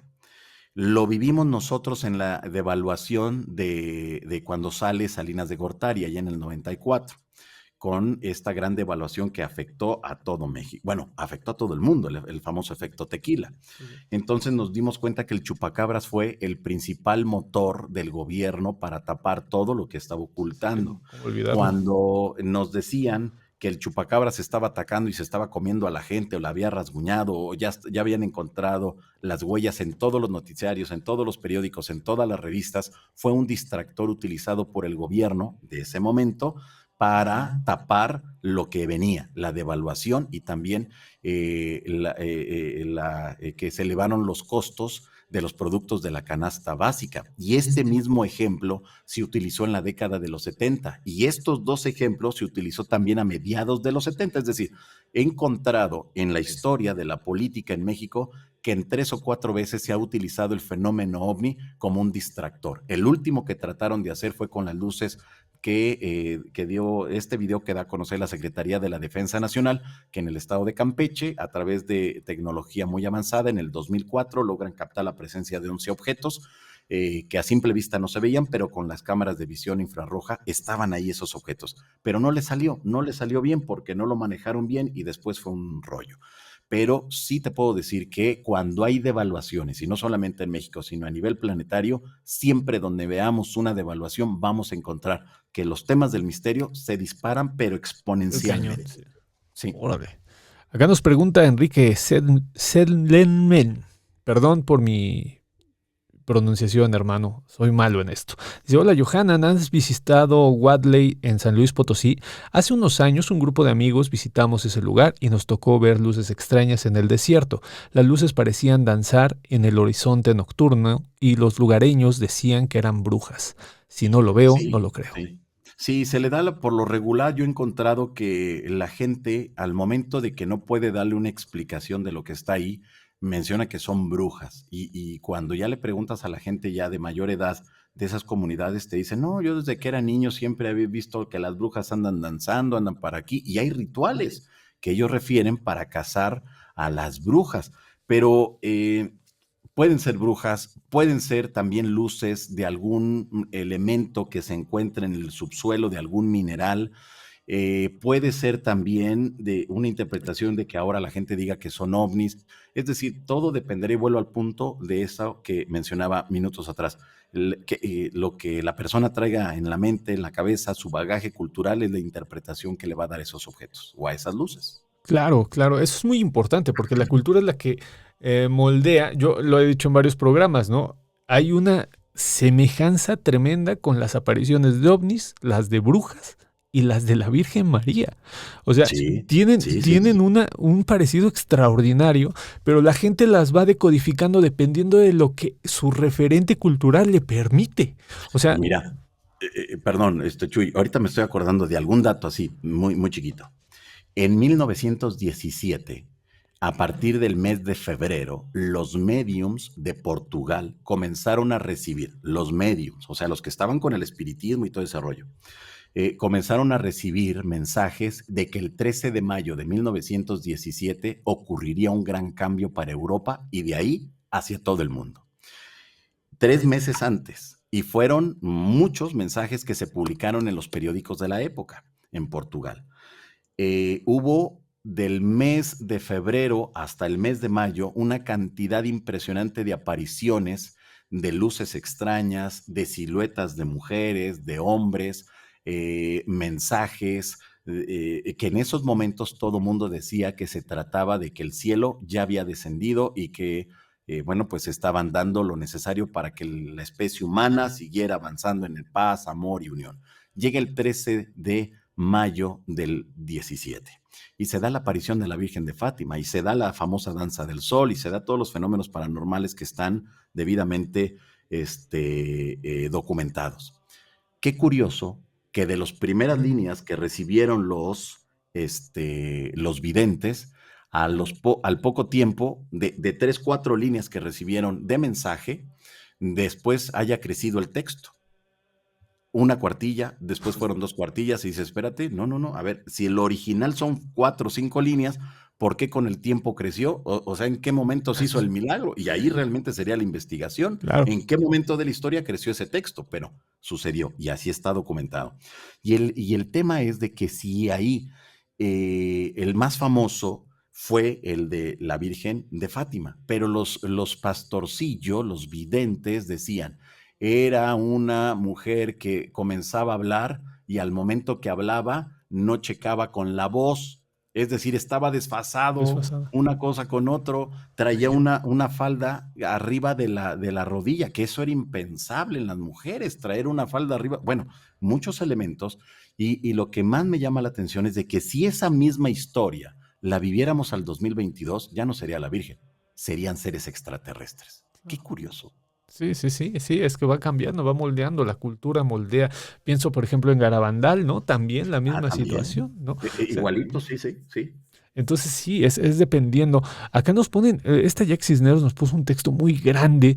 Híjole, mi querida Jack, no me va a dar tiempo. Bueno, voy a hacer el intento. Dice, en 1980, Próspera Muñoz estaba leyendo un libro del ufólogo Antonio Rivera cuando se detuvo en un relato sobre una nave que gravitaba a ras del suelo. Aquello hizo recordar de que cuando era niña, en 1947, mientras estaba con su hermana en una casa de campo, fue abducida por unos extraños seres que la llevaron a bordo de una nave y le realizaron un exhaustivo chequeo sobre la camilla. El caso de Próspera, gracias a hipnólogos como el célebre Francisco de Asís Robati, resultó ser un episodio de secuestro alienígena de los mejores documentados del mundo. Nos pone mi Así es. querida Jack Cisneros, muy, muy amable siempre. Y mira que ahí en el caso de Próspera Muñoz, yo la conocí apenas hace unos 3, 4 años, fui hasta su casa allá en España, me fui a conocerla, estuve, tuve la oportunidad toda una tarde de convivir con ella y es alucinante la historia de Próspera Muñoz, a una jovencita que junto con su hermana le piden la autorización para poderle hacer estudios y para llevarla al interior de una nave donde le estaban haciendo esos estudios y después la iban a llevar a un planeta, al planeta de los seres extraterrestres. Es bien interesante porque nos damos cuenta entonces que realmente existe esa función de esos seres presuntamente extraterrestres que se llevan plantas, se llevan tierra y están estudiando a los seres humanos, que es algo y muy parecido a lo que yo he encontrado en la zona del desierto aquí en la República Mexicana, donde se llevan piedras, donde se llevan las plantitas, donde se llevan los insectos, donde se llevan todo, todo para poder investigarnos. Y a ella se asegura que le dejaron una especie de algún como chip para que esté la comunicación y le dijeron también que dejaban un aparato donde en esos momentos ella vivía y que un día iban a regresar y que cuando Próspera Muñoz falleciera se iban a llevar su cuerpo. Fue la advertencia que le dejaron estos seres con los que ella contactó allá hace mucho tiempo, pero es un caso impresionante también. No, hombre, volvemos al punto. El respeto con el que se deben de tratar este tipo de situaciones de relatos es que no están contando cualquier cosa, yo insisto, o sea, no es Sí. de nuevo, ay, es que están contando cosas, no, ve el fondo de lo que están contando y es Sí, sí, complicado. sí, sí. Mira, yo creo que siempre, como tú bien lo mencionas, debemos de tener un respeto por el testigo, porque de por sí ya está haciendo un gran esfuerzo en contarnos su historia, en darnos ese tiempo. Y todavía, por decir a mí, en mi caso, mucha gente me critica porque dice, es que tú no los cuestionas, tú no los enfrentas, tú no los pones contra la pared. Es que esa no es mi función. Mi Desde función luego, desde luego. es conocer el testimonio, obtener el mayor de la información para después darle seguimiento a partir de lo que me está diciendo, pero no es el hecho de que lo voy a destruir en una entrevista, no, porque si nosotros bloqueamos y cerramos esa puerta de entrada, se nos fue el caso. Y ya no supimos en qué consistió toda la experiencia. Yo creo que lo mejor es obtener la información y darle seguimiento. Muchísimas gracias a toda la gente que se está contactando con nosotros. Miren, aquí me están llamando por teléfono.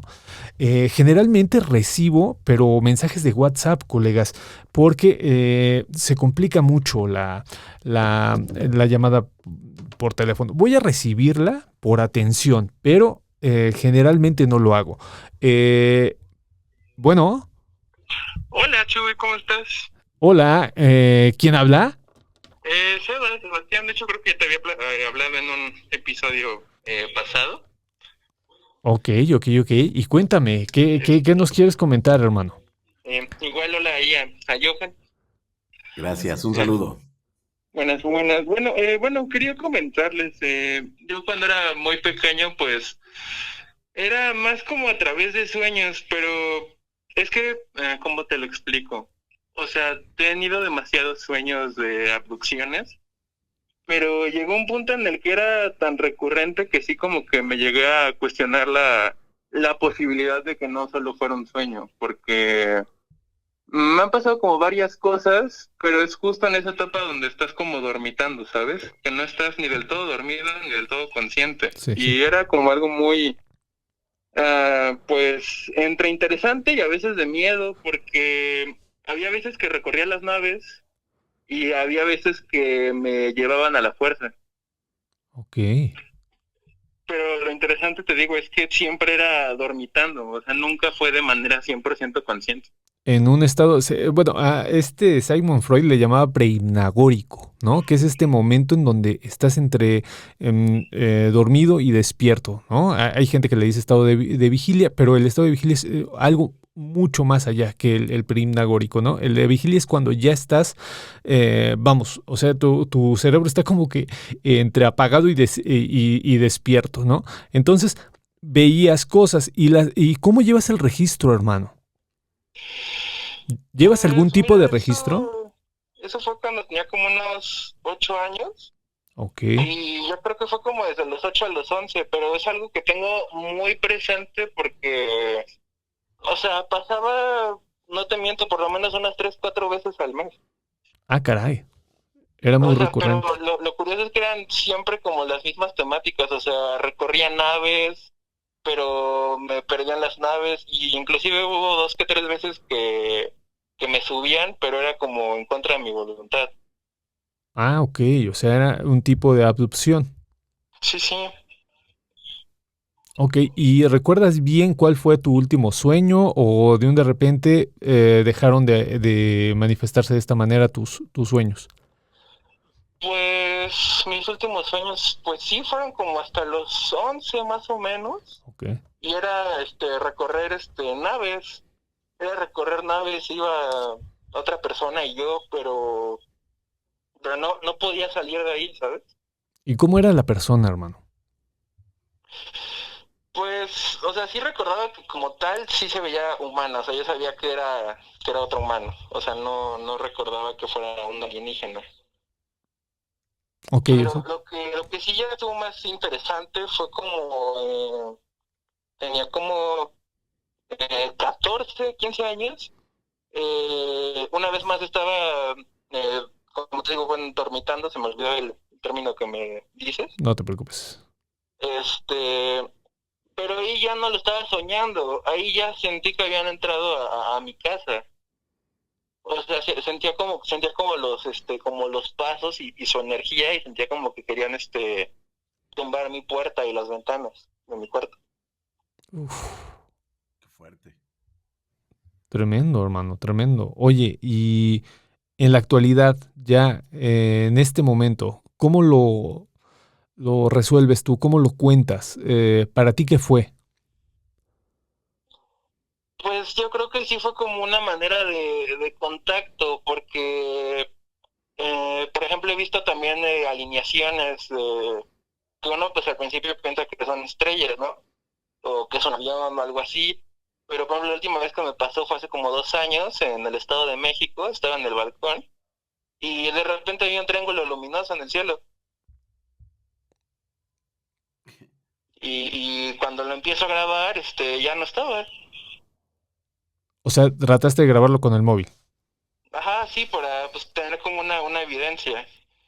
Y al momento de empezar a grabarlo ya no estaba. Pero no sé, también siento que es como una sensibilidad que viene de toda mi familia, ¿sabes? Porque todas como que o han contactado tanto con seres interdimensionales alienígenas o alguna presencia, como las han visto. Por ejemplo, a mi papá lo que le pasa es que en las madrugadas a él como que lo atacan, o sea, cuando vivía con él, en las madrugadas él empezaba a gritar. Ah, caray. O sea, pero, o sea, horrible, como si lo estuvieran acuchillando o algo así, y ya subí a ver qué onda, y él no se acordaba de nada. Bueno, no, es que lo que estás contando está bien cañón, hermano. O sea, tienes se le llama en sociología un hábitus, ¿no? Tienes un hábitus en donde hay, vamos, o sea, existen estas narrativas, ¿no? Presentes en primera persona, digámoslo de esa manera, que pueden que posibilitan la oportunidad de contar este tipo de historias y que tú las vivas también, en cierta manera, pues tiene que ver con tu familia, ¿no lo crees? Sí, sí, sí, claro que sí. En- Sobre todo digo el hecho que, no sé, es que es como, bueno, hay gente que le llama don y hay gente que le llama maldición, ¿no? Yo creo que la verdad es como, pues es como un intermedio, porque así como puedes aprender cosas y contactar con seres de alto astral, también de repente llegan seres de muy bajo astral. Sí, sí, desde luego, dependiendo de la situación, ¿no? Oye, hermano, pues yo te agradezco muchísimo tu llamada. Ahora sí que hicimos una excepción porque vi que estás insistente, ¿no? En contarnos. Yo pensé, ¿no? Algo importante va a salir de aquí y mira que fue un gran relato. Te agradezco muchísimo. ¿Algo más con lo que quieras terminar? No, pues felicitarlos y agradecerles a los dos por todo el trabajo que han hecho, porque pues, como dicen, a lo largo del tiempo se ha podido hacer más grande el tema y poder platicarlo, pero por ejemplo a mí también ha sido algo complejo, el clásico, nada, esto es loco, nada, no existe, y pues que poco a poco crezca esta comunidad es algo que creo que muchas personas agradecemos. No, pues te agradecemos, te agradecemos. Te mando un abrazo, hermano, Gracias, gracias, igual para los dos. y estamos en contacto. Gracias. Híjole, Claro, qué gracias. cosas. Mira que ahorita escuchando a la persona que llamó Chuy, hemos encontrado en el tema del contacto con extraterrestres o el contacto con esas otras realidades, que cuando hay una experiencia de contacto en la actualidad, el papá o la mamá lo tiene. El abuelo, ya sea los abuelos, ya sea por el lado de la mamá o el papá, lo traen. Es decir, una persona por generación se viene presentando, es decir, pareciera que hay un linaje para que puedan, si lo queremos ver de esa manera, hay una línea donde a uno de los individuos de esa familia se le va a facilitar el contacto con estas entidades o con otras realidades.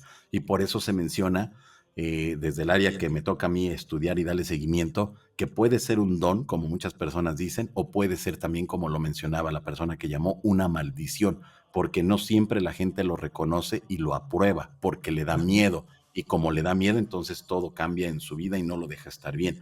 Pero hemos encontrado dentro del tema del contacto este tipo de seguimiento de generación en generación. Es algo que a mí me llama mucho la atención porque pareciera entonces que es una información que está en una familia para que no se pierda ese conocimiento que vienen arrastrando de generación en generación. Sí, Ujú. la oralidad es uno de los mecanismos más antiguos. Yo insisto todo el tiempo, ¿no? No hay una cosa más valiosa en la historia de la humanidad que sus relatos. Así Entonces, es. esta idea de ir transformando el relato, de irlo contando, algunos lo van adornando, va cambiando con el tiempo, pero de todas maneras hay ciertos recursos que permanecen y que hacen que el relato sea vigente todo el tiempo. Entonces, esto espero que no se pierda. Yo creo que trabajo como el que tú haces, el trabajo que yo pretendo hacer en este pequeño espacio que estoy generando, pues es justo eso, recuperar los relatos y darles esa dimensión, porque no es nada más quedarse con la platiquita y esto, no, también pues emocionarse, también Claro. desde su nicho de cada uno aportar a algo y que la gente, como el carnalito que acaba de llamarnos, pues se vaya con la idea de hay un espacio en donde puedo contar esto, hay un lugar en donde lo puedo hacer y me toman en serio, ¿no? Que ese es el punto, ¿no? No menospreciar las experiencias ni los relatos de las demás personas. Nos pone Ale Anso, muy interesante y emocionante escuchar a Johanan Díaz, extraordinaria información. Muchas Aquí gracias. ya están poniendo, mi querido Johanan, el caso Sí. que contaste, Daniel Arellano Torres, el de los ovnis en la Ciudad de México. Qué detalle, hermano, te agradezco mucho. En el chat que hay en la página de Facebook y YouTube está compartiendo, ¿no? Para que la gente vaya y lea lo que nos contó Johanna, ¿no? Qué caso tan interesante y bien documentado, ¿no? Ponen aquí, quiero seguir creyendo, nos ponen acá. Voy a leer los últimos, colegas, porque les digo, son un mar y ya estamos por cerrar. Estamos a 7 minutitos para dejar en paz al pobre Johanan, que también, no sé si sepan, pero Johanan trabaja diario 3, 4 veces en su canal. Es uno de los canales más activos que hay. Y que, bueno, pues yo nuevamente les invito, si de pura chiripa no lo conocen, les invito a que vayan a escucharle, ¿no? Entonces, para también hacerlo descansar. Dice, aquí la querida Marta, ¿no? Nos está pidiendo manitas arriba. Muchísimas gracias. Nos pone, ¿cuál ha sido la investigación que hasta el día de hoy no has podido realizar? Nos dice Matt. Oye, qué buena pregunta, Matt, ¿eh? Ya te voy a contratar. Es una gran pregunta. Hay un caso que desde que lo conocí, yo lo conocí ese caso en el 2010, una persona que vivió una experiencia con presuntos seres extraterrestres. Digo presuntos porque realmente no sé si sean extraterrestres. Nosotros, por lo regular, a todo aquello que no podemos darle una explicación, inmediatamente lo relacionamos con extraterrestres. Y no debe de ser así. Pero bueno, le damos esa connotación. Bueno, este señor vivió en Huaraz, Perú. Él llegó un momento de que dentro de estas experiencias que él vivía con esos seres extraterrestres, tuvo un accidente en uno de los brazos, prácticamente lo perdió, pero no quiso que se lo amputaran.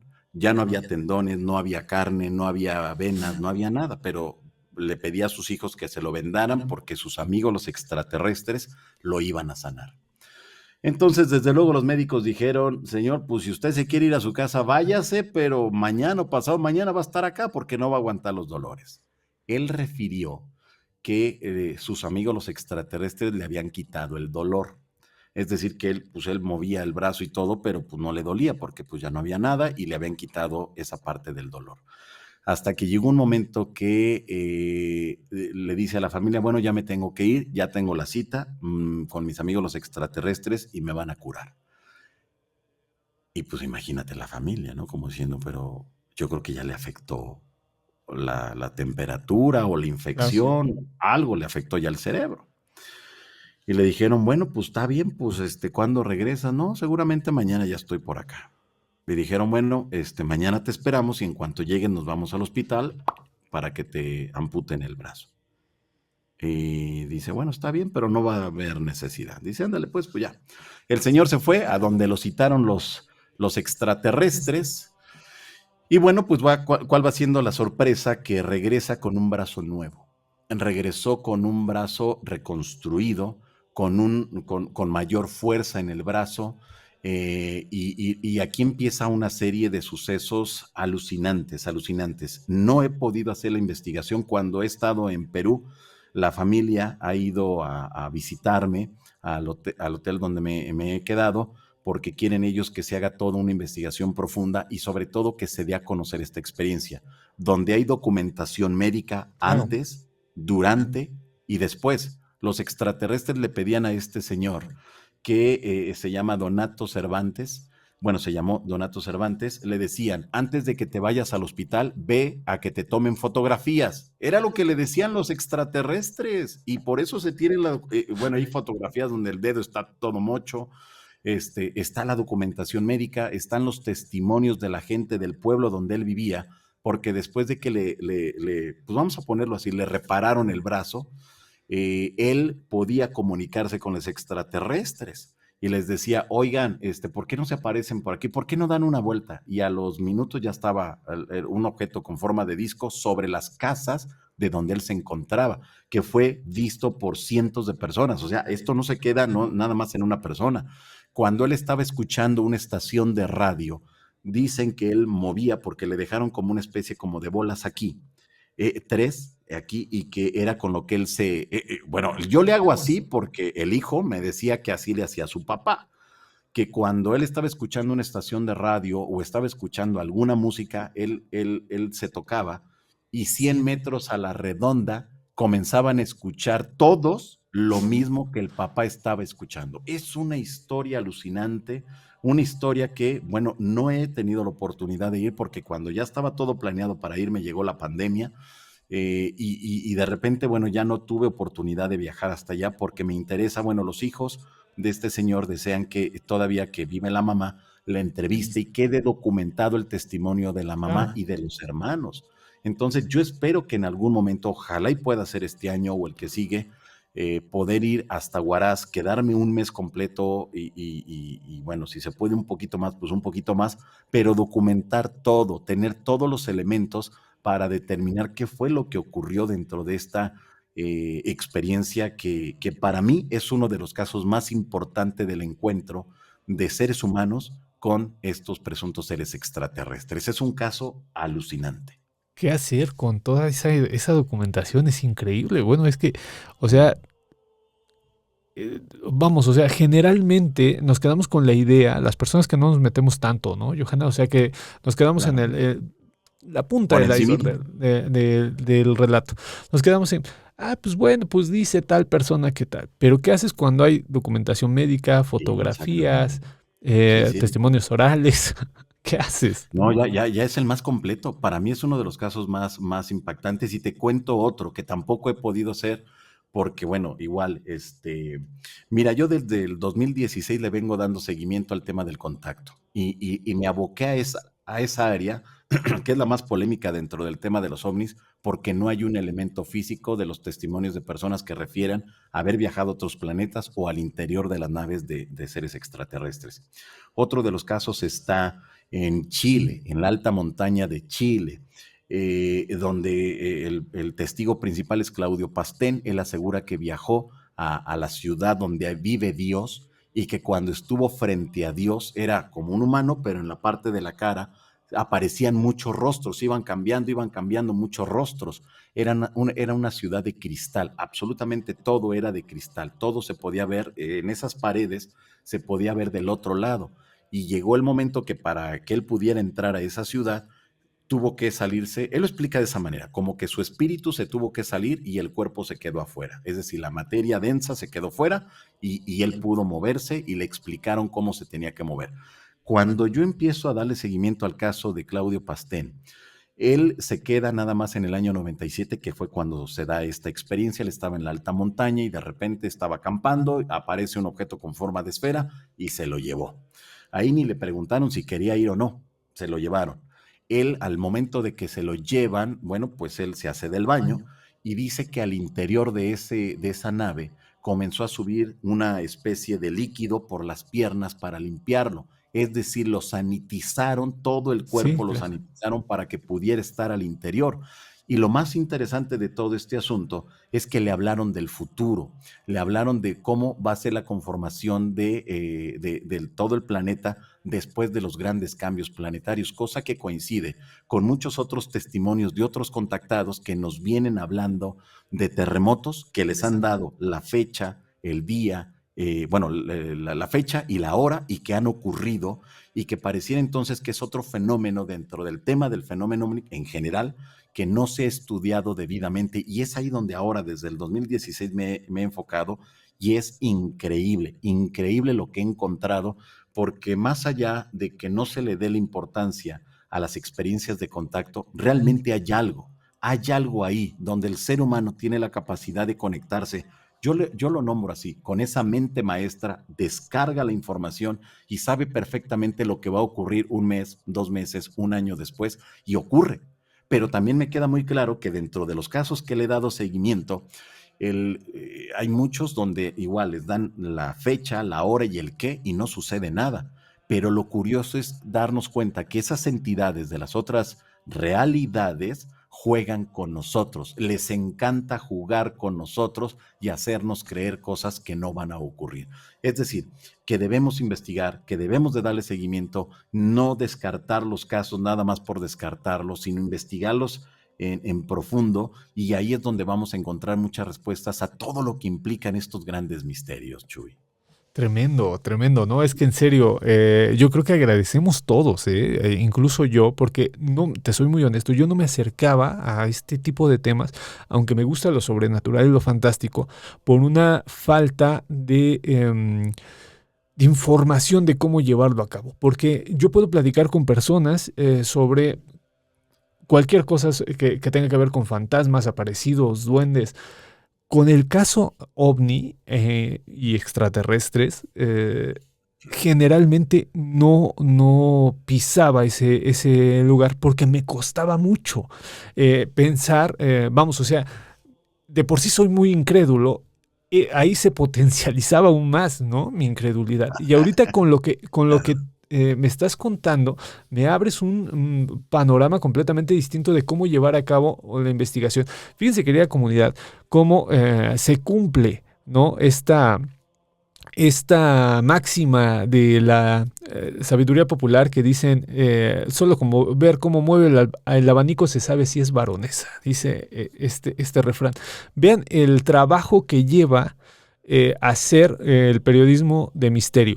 Vean que no es sencillo hacerlo y que tiene reglas, tiene formas, tiene riesgos, como nos contó Johanan, tiene advertencias, tiene implicaciones laborales, tiene una serie de cosas que creo que durante esta hora y media que platicamos queda claro que hay que hacerlo, que la persona que lo hace merece todo nuestro respeto, que tiene un método la persona y que no nos dejemos llevar por los vendedores de espejos, ¿no? O estos vendedores de pociones del oeste, ¿no? Que salen con que pues por el like y por este tipo de cosas, pues van a abarcar estos temas, pero realmente no tienen esta pasión que nos ha dejado ver Johanan, ¿no?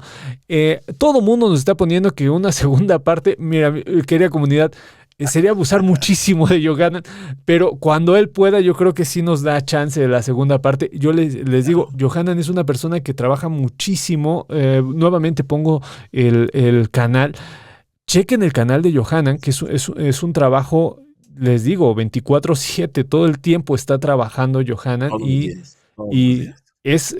a mí en lo particular me gusta mucho, ¿no? Les voy a ser muy honesto, yo solamente tengo 2 suscripciones en mi canal, una es de Beca y la otra es de Johanan, nada más, porque creo que son Eso, qué chido. las personas que, bueno, yo creo que un lado la divulgación y el otro el reportaje de misterio que lo hacen mejor. Muchísimas gracias a toda la banda. Nos ponen acá, pone el tema de X-Files para cerrar, me pone acá Tano. María Armenta dice, Johaneros presentes, sí, hombre. Oigan, muchísimas gracias por venirse para acá y platicar con nosotros. Dice, felicidades por el invitado. A pocos escucho platicar con tanta seriedad del tema OVNI. Sí, mi querido Sergio, te digo que es de los meros petateros, el querido Johanan. Acá nos pone Alma Olivares, ¿y los extraterrestres cuántas veces han tratado de contactar a Johanan? Nos pregunta. No, no, ninguna. Mira, es algo bizarro, lo voy a contar rápidamente. En el año 2013 me invitan a un congreso a Lima, Perú. Entonces ahí la gente de producción del congreso llega un día muy temprano, uno de los jóvenes, en el segundo día de actividades, y me dice, oiga, ¿usted es Johanan Díaz? Le digo, sí. Pero yo con mi charola del desayuno aquí, así, me agarró. Y me dice, regáleme 3 minutos. Le digo, mire, ¿sabe qué? Tengo que desayunar porque me toca, eran las 9:15 y a mí me tocaba mi conferencia a las 10 de la mañana. Le digo, no puedo, mejor después. Dice, no, deme 3 minutos. Le digo, no puedo. Entonces se va, regresa con el organizador y dije, ay, ya fue a reportarme. Dije, bueno. Y me dice, dale 3 minutos. Bueno, él me refirió en ese momento que una noche antes, estaba en su recámara, se abre la puerta de su recámara, ya estaba él a punto de dormir, aparece una silueta negra de un hombre. Atrás no logró ver el rostro ni cómo iba vestido, porque atrás de esa silueta había una luz muy intensa que le dio un mensaje para Johanan Díaz. Y en ese momento le habló de los problemas que yo tenía en mi vida normal, como cualquier ser humano, pero también me hablaba de cuestiones de mi trabajo, o sea, desde el ámbito profesional, y le dio algunos tips para que a su vez me los dijera y solucionara los problemas que yo tenía en esos momentos. Y yo dije, bueno, está alucinando este joven, no lo creo. Lo dejé pasar, luego regreso a Bolivia. En ese mismo año, una semana después ya estaba en Bolivia, igual para una serie de conferencias que fui a dar allá, y una persona que me escuchó en una estación de radio, yo quiero hablar con el mexicanito, pues véngase a la estación, allá no son como acá, de que hay mucha seguridad, no, allá tú puedes entrar sin problema alguno. Entonces, llegó la señora y de repente me empieza a hablar de un mensaje era la segunda parte de lo que me habían mandado en Lima. Yo pensé que se habían puesto de acuerdo. Claro. Dije, no, esto nunca me ha ocurrido y esto no sucede, así no sucede, pero ocurrió. Y luego ya la reconfirmación de esos 2 mensajes los recibo con un grupo que me fui con un grupo a Teotihuacán, y al último de las actividades me dice una de las jóvenes que estaba ahí, dice, Johanan, tengo un mensaje para ti. Y le digo, ¿así mensaje de qué? Y era la reconfirmación que no has hecho caso de lo que te han dicho, que no debes de tener miedo, que debes de seguir adelante porque ellos van a estar aquí muy al pendiente. Dije, ¿ellos quiénes son ellos? Me llama mucho la atención porque si quieres tú comunicarte con alguien, vas directo con ese alguien. Nunca vas a utilizar intermediarios, pero en este caso sí. Entonces fue ahí cuando realmente entendí de que existen esas otras realidades y que así como a mí me mandaron un mensaje dividido en 3, quiere decir que al igual debe de pasar con cientos o con miles de personas que están recibiendo ese tipo de información y que no saben qué hacer con eso. Y fue ahí cuando dije, me tengo que abocar porque tengo que encontrar una respuesta a lo que a mí me ocurrió. Y ahí fue cuando por completo le di seguimiento al tema del contacto con extraterrestres, a los secuestros, a los encuentros. Y mira que he encontrado unas cosas que si quieres en algún momento nos coordinamos y que esa segunda parte gire sobre los mensajes, sobre las advertencias, sobre las profecías extraterrestres que son alucinantes y que han ocurrido. Sobre todo terremotos que han dicho tal día, bueno, en México, para no irme tan lejos, en el terremoto del 2017, 3 meses antes de que llegara el terremoto en la Ciudad de México, ya los contactados en México estaban recibiendo mensajes. Y ahora cuando lo veo en el tiempo, cuando entro a mi canal de YouTube buscando una entrevista, de repente me voy dando cuenta que al año giran sobre 2 o 3 temas al año. Es decir, los extraterrestres o esas otras realidades tienen una agenda. Es increíble que estén manejando una agenda ellos y que nosotros andemos en la lela. Qué fuerte. De verdad que es bien interesante y cómo estos, cuando llega el terremoto, decían, viene un gran movimiento, tienen que salirse de la Ciudad de México, tienen que irse de la Ciudad de México porque un gran movimiento, pero yo lo que siempre voy a criticar de esos mensajes es que no te dicen exactamente el qué va a ocurrir y qué es lo que tenemos que hacer. Es muy ambiguo los mensajes. Entonces decían, a través de ese movimiento van a estar muy unidos. Y dices, ¿y eso qué significa? O sea, ¿qué va a suceder? ¿Quién sabe? ¿Por qué vamos a estar unidos? Pues tampoco lo sabemos. El asunto es de que llega y todavía 12 horas antes, porque el terremoto del 19 de septiembre del 2017 fue a la 1:14, 1:15 de la tarde. 12 horas antes, y eso quedó documentado aquí en mi canal, estoy al aire, entra una persona que era contactada y me dice, Johanan, me están diciendo que te tienes que salir ya, que no tienes tiempo, que ya te salgas de la Ciudad de México y que invites a tu gente de que se salga. Pero ¿cómo voy a decir yo eso? ¿Saben qué? Pues los marcianos están diciendo que nos salgamos porque algo va a suceder. Claro, no se puede. No se puede. Y llegó 1:00 con 14 minutos y llegó el terremoto. Y dices, qué curioso que lo hayan advertido desde 3 meses antes y qué curioso que hayan dicho que a partir de eso nos íbamos a unir como hermanos. Y dices, es cierto, fue lo que ocurrió, pero nos falta mucho por estudiar, nos falta mucho por interpretar, nos falta mucho por entender que esto es real, que es auténtico, pero que tenemos que darle seguimiento y es un proceso que mucha gente quizá pueda pensar que es un estudio que se va a hacer de manera inmediata. No, lamentablemente en el tema del contacto todo es muy lento, hay que ir corroborando, hay que hacer mucha labor para seguir documentándonos, para seguir cuestionando, pero es muy lento. Lamentablemente esto es muy, muy lento, pero ahí está, los mensajes están, la información está y los hechos corroboran toda esa información, Chuy. Tremendo, ¿no? Bueno, para la segunda parte, bueno, yo estaría honradísimo de que se hiciera, mi querido Johanan, y pienso, entrando un poco en esta idea, pienso en lo que me ocurrió cuando comencé a estudiar náhuatl, ¿no? En primera yo era muy, te digo, soy muy escéptico hasta en eso, ¿no? Leía y decía, pero ¿por qué tiene sufijo y prefijo el náhuatl? ¿No? Le preguntaba al maestro, ¿pero por qué? O sea, ¿por qué tiene que ser Teoti, Dios, Huacan, lugar, ¿no? Lugar de los dioses. ¿Por qué tiene que ser así? Y me decía, bueno, hay una simplificación, me respondía mi maestro de la ENA, ¿no? Al cual le mando un abrazo.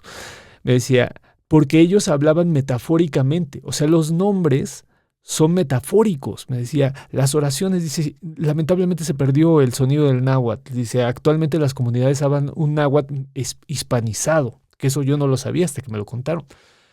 Y decían que sonaba como si cantaran aves, ¿no? Hay un pequeño texto de Sagún que dice que el náhuatl suena como si cantaran aves. Me gusta mucho porque pienso que la sonoridad y la forma en la que se expresaban, pues hablaba del entorno. Ellos entendían el entorno de esa manera. Quizá, solamente quizá, entrando un poquito en esta idea de por qué hablan así, mi querido Johanan, quizá tienen una forma muy metafórica y no la tienen tan estructurada y cuadrada como la de nosotros, ¿no? La idea de contemplar más realidades que las que me deja mi sistema lingüístico, quizás sea una de las explicaciones. No sé, quizá en el próximo programa lo platiquemos porque me llama la atención, ¿no? Quizás sea así. Y una última cosa, me hiciste recordar un texto que encontré de 1905, que pasó en Sonora, cuando la gente de un poblado de Sonora vio a dos ángeles bajar del cielo y presagiar un terremoto. No se les hace caso. Esta querida comunidad, hay una hoja volante de Antonio Vanegas Arroyo, ilustrada por José Guadalupe Posada, que tiene esta información. Por si la quieren ver, está en el depositario de el archivo Antonio Vanegas Arroyo que tiene la Universidad de Michoacán, ¿no? Oye, interesante eso, Está esa hoja en donde dicen cómo bajan dos ángeles, no les creen y sucede el terremoto, ¿no? Un terremoto tremendo. Hay datos que corroboran que sí tembló.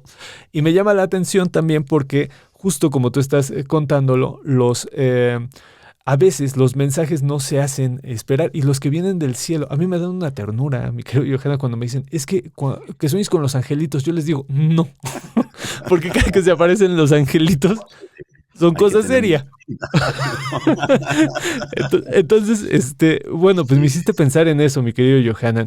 Oye. Mira, bien interesante eso, híjoles, es que nos podemos pasar toda una noche hablando de todo esto y de verdad que no terminaríamos. Hay tanta información Claro. que debemos todavía, como te decía minutos atrás, hay tantos casos que están a la espera de que de que nuevamente se cuenten, de que nuevamente lo redescubramos, que nuevamente se den a conocer, que una vida, yo siempre he dicho, una vida no nos va a alcanzar para conocer ni para difundir todo lo que tenemos. No nos va a alcanzar. Tremendo, tremendo. Bueno, yo creo que con eso terminamos, mi querido Johanan. Yo te agradezco muchísimo. Nuevamente invito a la gente a que se aproxime al trabajo de Johanan Díaz, que es un trabajo de los más importantes que hay actualmente. Chequen su trabajo. Gente que está pensando en estudiar estos temas desde la psicología, desde la antropología, desde la historia, desde la filosofía, acérquense al trabajo de Johanan, chéquenlo. Revísenlo y va a estar muy, muy padre. Después se van a dar cuenta de que el gran impedimento para estudiarlo son ustedes mismos, ¿no? Entonces, los invitamos. Muchísimas gracias. Nos estamos viendo el próximo domingo con alguna que otra cosa. ¿Quieren hablar? La querida comunidad quiere hablar de amarres. Anda como que muy urgida en este tipo de cosas.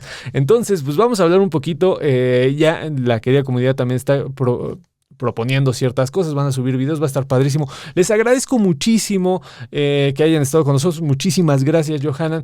Y estamos en contacto, nos estamos viendo la próxima semana. Muchas gracias a ti por la invitación, gracias por fijarte en mi trabajo. Y bueno, pues ahí nos mantenemos en comunicación y para mí fue un placer haber estado aquí contigo y tu comunidad. Muchísimas gracias, Johanan. Nos estamos viendo. Hasta la próxima semana. Vale. Bye. Gracias, nos vemos. Bye.